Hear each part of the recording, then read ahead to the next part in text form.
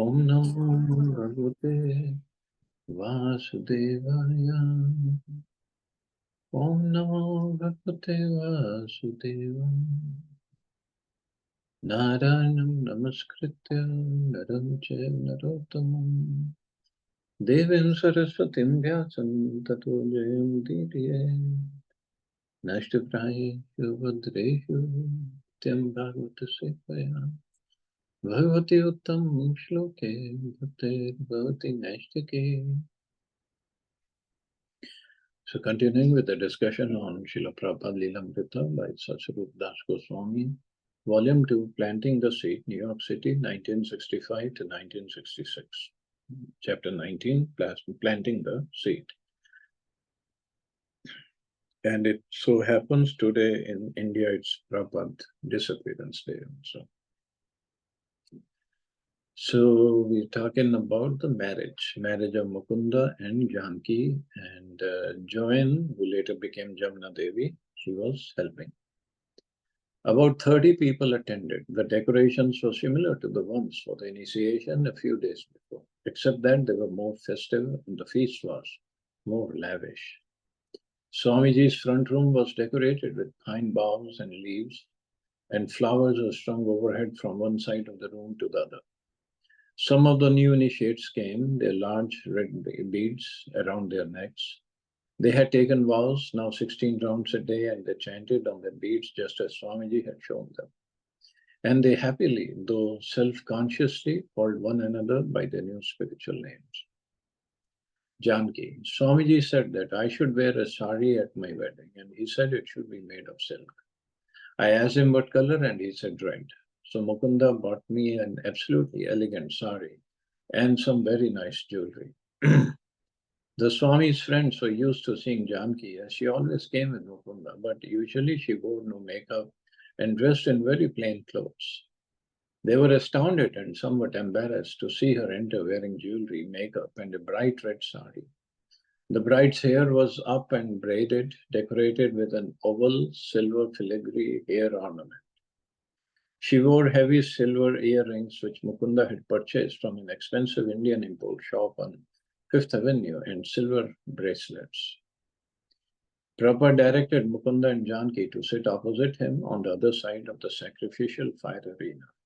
And just as at the initiation, he lit the incense and instructed them in the purification of water, recited the purification mantra, and then began to speak. He explained about the relationship between man and wife in Krishna consciousness and how they should serve each other and how they should serve Krishna. Prabhupada then asked Janki's sister to present her formally to Mukunda as his wife. Mukunda then repeated after Swamiji, I accept Janki as my wife and I shall take charge of her throughout both of our lives. We shall live together peacefully in Krishna consciousness and there will never be any separation. And then Prabhupada turned to Janki. Will you accept Shriman Mukunda's brahmachari as your life's companion? Will you serve him always and help him to execute his Krishna conscious activities? And then Janki replied, yes, I accept Mukunda as my husband throughout my life. There shall never be any separation between us, either in happiness or distress. I shall serve him always and we shall live together peacefully in Krishna consciousness. No one knew anything of what was going on except Swamiji. He led the chanting, he gave the lines for the bride and groom to exchange, he told them where to sit and what to do. He, in fact, had told them to get married. He had also cooked the elaborate feast that was waiting in the kitchen for the completion of the ceremony. Prabhupada asked Mukunda and Janki to exchange their flower garlands and after that to exchange sitting places. He then asked Mukunda to rub some vermilion down the part in Janki's hair and then to cover her head with her sari. Next came the fire sacrifice and finally the feast. The special feature of the wedding was a big feast. It turned out to be quite a social success. The guests ate enthusiastically, asked for more, and raved about the sensational tastes. Prabhupada's followers, who were accustomed to the simple daily fare of rice, dal, sabji, and chapatis, found the feast intoxicating and ate as much as they could get. Many of Mukunda's friends were macrobiotic followers, and at first they fastidiously avoided all the sweets. But gradually the enthusiasm of the others wore down their resistance, and they became captivated by the Swami's expert cooking. Lord, he's a good cook, said Janki. Bruce, who had missed the first initiation, was seeing the Vedic fire sacrifice and tasting the Swami's kachoris for the first time. He resolved on the spot to dedicate himself to Krishna consciousness and become one of Swamiji's disciples as soon as possible. And actually, by attending Sunday feast and having that prasadam, many people became devotees. Actually, I also, first when I went for, it was Sunday feast, and I liked the prasadam, and I didn't go right away. Next week, a few months later, again, I went for Prashad Sunday feast only.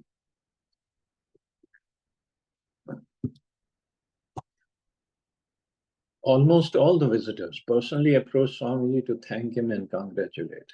He was happy and said it was all Krishna's blessings, Krishna's grace.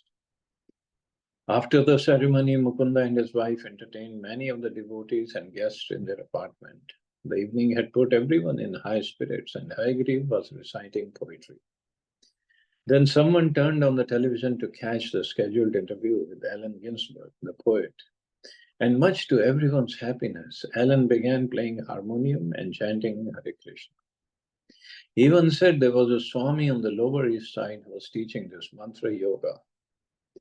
Krishna consciousness was new and unheard of, yet now the devotees were seeing a famous celebrity performing kirtan on television. The whole evening seemed auspicious. Back at his apartment, Prabhupada, along with a few helpers, cleaned up after the ceremony. He was satisfied. He was introducing some of the major elements of his Krishna consciousness mission. He had initiated disciples, he had married them, and he had feasted the public with Krishna Prasadam. If I had the means, he told his followers, I could hold a major festival like this every day. And just imagine, Prabhupada was 70 years old at this time. And since morning he was cooking alone, and then the yajna, the marriage, and the feast. Means from morning till evening, he was busy. 70-year-old man working hard, and now he was cleaning also the apartment. Can't believe it. So thus ends chapter 19 or 20th chapter. Stay high forever. But while this was going on, an old man, 1 year past his allotted 70, wandered into New York's East Village and set about to prove to the world that he knew where God could be found. In only 3 months, the man, Swami A.C. Bhaktivedanta, succeeded in convincing the world's toughest audience, bohemians, acid heads, pot heads, and hippies, that he knew the way to God. Turn off, sing out, and fall in. This new brand of holy man, with all due deference to Dr. Leary, has come forth with a brand of consciousness expansion that is sweeter than acid, cheaper than pot, and non-bustable by force. How is all this possible? Through Krishna, the Swami says. So this was from the East Village Other, the newspaper, October in 1966.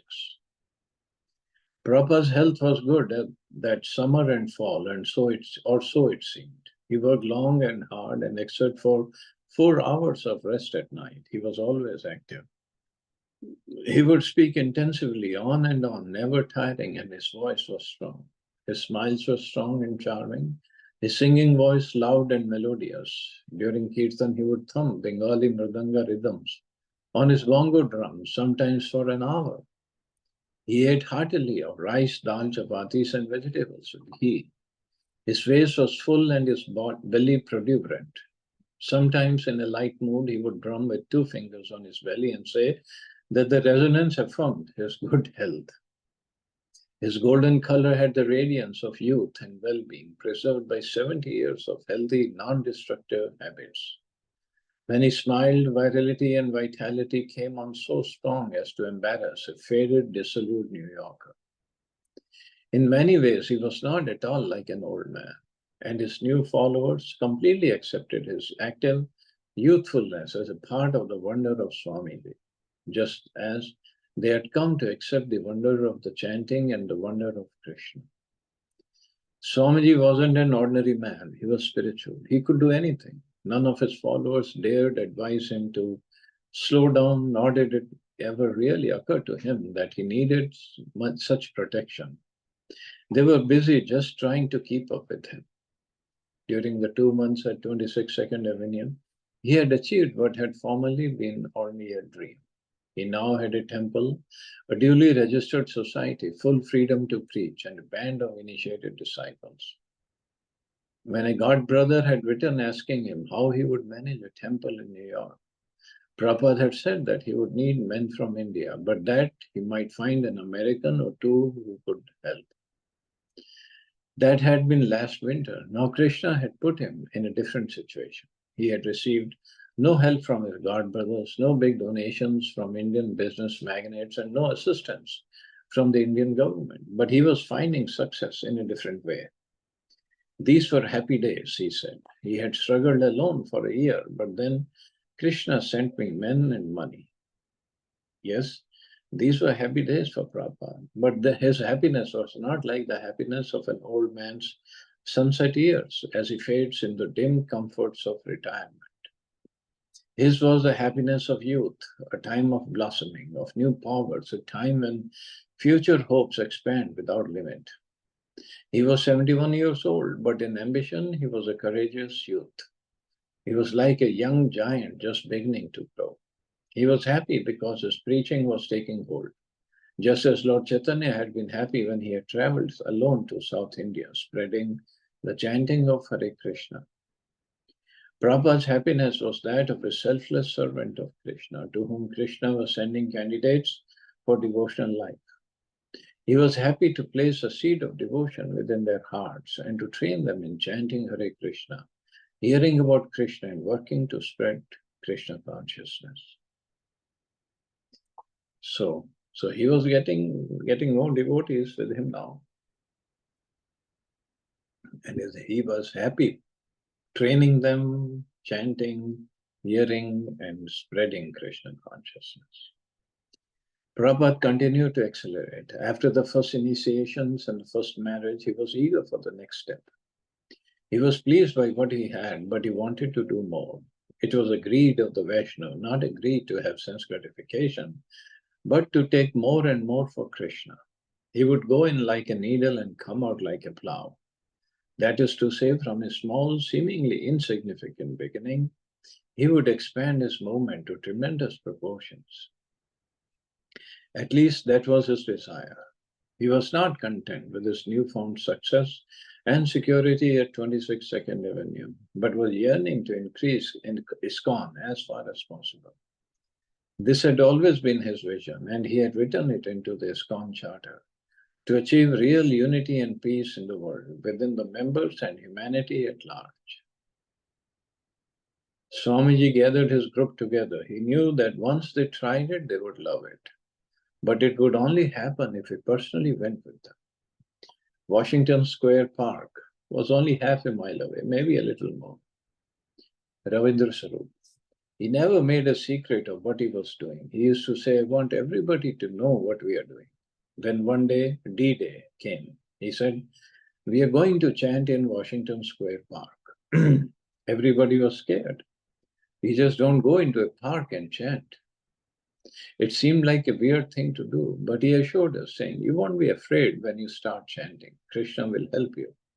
And so we trudged down to Washington Square Park, but we were very upset about it. Up until that time, we weren't exposing ourselves. I was upset about it. I know that several other people were, to be making a public figure of yourself. With Prabhupada leading, they set out on that fair Sunday morning, walking the city blocks of 2nd Avenue to Washington Square in the heart of Greenwich Village. And the way he looked just by walking, he created a sensation. None of the boys had shaved heads or robes, but because of Swamiji with his saffron robes, his white pointy shoes, and his shaved head held high, people were astonished. It wasn't like when he would go out alone. That brought nothing more than an occasional second glance. But today, with a group of young men hurrying to keep up with him as he headed towards the city streets, obviously about to do something, he caused a stir. Tough guys and kids called out names, and others laughed and made sounds. A year ago in Butler, the Agarwals had been sure that Prabhupada had not come to America for followers.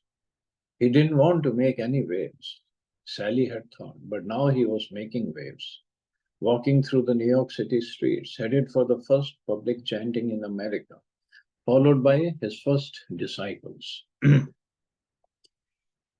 In the park, there were hundreds of people milling about, stylish, decadent Greenwich villagers, visitors from other boroughs, tourists from other states and other lands, an amalgam of faces, nationalities, ages, and interests. As usual, someone was playing his guitar by the fountain. Boys and girls were sitting together and kissing. Some were throwing frisbees, and some were playing drums or flutes or the other instruments. And some were walking their dogs, talking, watching everything, wandering around. It was a typical day in the village. Prabhupada went to the patch of lawn where, despite a small sign that read, "Keep off the grass," many people were lounging. He sat down, and one by one his followers sat beside him. He took out his brass hand cymbals and sang the Maha Mantra. And his disciples responded. Awkwardly at first, then stronger. It wasn't as bad as they thought it would be. Jagannath. It was a marvelous thing, a marvelous experience that Swamiji brought upon, because it opened me up a great deal, and I overcame a certain shyness. The first time to chant out in the middle of everything. A curious crowd gathered to watch, though no one joined in. Within a few minutes, 2 policemen moved in through the crowd. "Who is in charge here?" An officer asked roughly. The boys looked towards Prabhupada. "Didn't you see the sign?" an officer asked. Swamiji furrowed with his brow and turned his eyes towards the sign. He got up and walked to the uncomfortably warm pavement and sat down again. And his followers straggled after to sit around him. Prabhupada continued the chanting for half an hour, and the crowd stood listening. A guru in America had never gone onto the streets before and sung the names of God. After Kirtan, he asked for a copy of the Srimad Bhagavatam and had Haigriva read aloud from the preface. With clear articulation, Haigriva read, "Disparity in the human society is due to the basic principle of a godless civilization. There is God, the Almighty One, from whom everything emanates and by whom everything is maintained and in whom everything is merged to rest." The crowd was still. Afterward, the Swami and his followers walked back to the storefront, feeling elevated and victorious. They had broken the American silence. So that was the first Kirtan in America. Allen Ginsberg lived nearby on the East 10th Street. One day he received a peculiar invitation in the mail. Practice the transcendental sound vibration. Hare Krishna, Krishna Krishna, Hare Hare. Hare Ram, Ram Ram, Hare Hare. This chanting will cleanse the dust from the mirror of the mind. International Society for Krishna Consciousness, meetings at 7 a.m. daily, Monday, Wednesday, and Fridays at 7 p.m. You're cordially invited to come and bring your friends. Wow. Swamiji had asked the boys to distribute it around the neighborhood. One evening, soon after he received the invitation, Allen Ginsberg and his roommate Peter Orlovsky arrived at the storefront in a Volkswagen minibus. Allen had been captivated by the Hare Krishna mantra several years before, when he had first encountered it at the Kumbh Mela festival in Allahabad, India. And he had been chanting it often ever since. The devotees were impressed to see the world-famous author of Howl and leading figure of the best generation enter their humble storefront. His advocacy of free sex, marijuana, and LSD, his claims of drug-induced visions of spirituality in everyday sights, his political ideas, his exploration of insanity, revolt, and nakedness, and his attempts to create a harmony of like-minded souls, all were influential on the minds of American young people, especially those living on the Lower East Side. Although by middle-class standards he was scandalous and disabled, he was in his own right a figure of world repute, more so than anyone who had ever come to the storefront before. Allen Ginsberg. Bhaktivedanta Swami seemed to have no friends in America, but was alone, totally alone, and gone somewhat like a lone hippie to the nearest refuge, to a place where it was cheap enough to rent. There were few people sitting cross-legged on the floor. I think most of them were Lower East Side hippies who had just wandered in off the street with beers and a curiosity and inquisitiveness and a respect for spiritual presentation of some kind. Some of them were sitting there with glazed eyes, but most of them were just like gentle folk, bearded, hip, and curious. They were refugees from the middle class in the Lower East Side, looking exactly like the street sadhus in India. It was very similar, that phase in American underground history. And I like immediately the idea that Swami Bhaktivedanta had chosen the Lower East Side of New York for his practice. He had gone to the lower depths. He had gone to a spot more like the side streets of Calcutta than any other place. Alan and Peter had come for the kirtan, but it wasn't quite time. Prabhupada hadn't come down. They presented a new harmonium to the devotees. It's for the kirtans, he said Alan, a little donation. Alan stood at the entrance to the storefront, talking with Hayagriva, telling him how he had been chanting Hare Krishna around the world at peace marches, poetry readings, a procession in Prague, a writers' union in Moscow. Secular kirtan, and said Ellen, but Hare Krishna nonetheless. Then Prabhupada entered. Alan and Peter sat with the congregation and joined in the kirtan. Alan played harmonium. Alan. I was astounded that he would come with the chanting because it seemed like a reinforcement from India. I had been running around singing Hare Krishna, but had never understood exactly why or what it meant. But I was surprised to see that he had a different melody, because I thought the melody I knew was the melody, the universal melody. I had gotten so used to my melody that actually the biggest difference I had with him was over the tune, because I had solidified it in my mind for years. And to hear another tune actually blew my mind. After the lecture, Alan came forward to meet Prabhupada, who was still sitting on his dais. Alan offered his respects and with folded palms and touched Prabhupada's feet. And Prabhupada reciprocated by nodding his head and folding his palms. They talked together briefly, and then Prabhupada returned to his apartment. Alan mentioned to Hayagriva that he would like to come by again and talk more with Prabhupada. So Hayagriva invited him to come the next day and stay for lunch prashadam.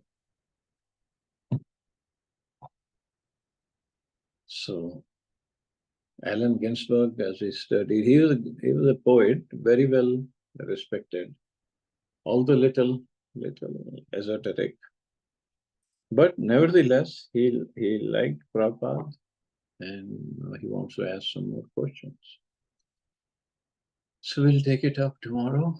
See anybody has any questions or comments.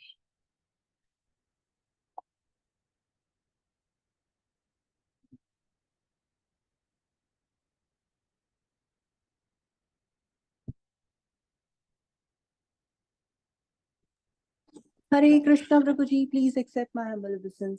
प्रभु जी, हरे हमारी conviction कैसे बढ़ेगी? मतलब हम इसमें confident कैसे हो पाएंगे कि हम जो प्रीच कर रहे हैं वो सही हम कर रहे हैं और लोगों को बिना हर्ट किए हुए इतना इजीली, लाइक यहाँ पे जैसे मेंशन था कि he went like a needle and he came out like a plough, तो how we can do it Prabhu ji? Just keep on doing it, that's all. And Prabhupada will guide you, will help. It feels like कहीं कोई offend ना हो जाए, किसी को बुरा लग जाए, क्योंकि यहाँ पे बहुत सारे, मतलब आपने पहले भी बताया कि लोगों को बस बोलो कि आप जो कर रहे हो उसमें बस ये ऐड कर लो। लोगों को ये कन्विंस कर पाना इंडिया में, क्योंकि उनके इतने ऑलरेडी इतनी मान्यताएं रहती हैं शंकर भगवान, और ये उनको ये बोल भी पाती हूँ मैं कि चैंटिंग कीजिए, बट फिर उनको लगता है क्यों मैं यही मंत्र करूं। ना और उनसे बोलो आप जो कर रहे हो वो भी करो ना, कौन मना कर रहा है? हाँ, हाँ, मैं ये भी कहती हूँ कि आपको शिव जी के मंत्र बोलने हैं तो वो बोल लीजिए, मगर बोलिए नाम तो जपिए कम से कम। हम्म। यस तो प्रभु जी। तो यही है, करते रहो, इट्स ओके। वो pray to Prabhupada when you preach, क्योंकि अल्टीमेटली प्रीचिंग तो प्रभुपाद ही करते हैं, हम नहीं करते हैं। यस प्रभु जी। तो just pray and just preach. Yes Prabhu ji. हमारे हाथ में कुछ भी नहीं है, नथिंग।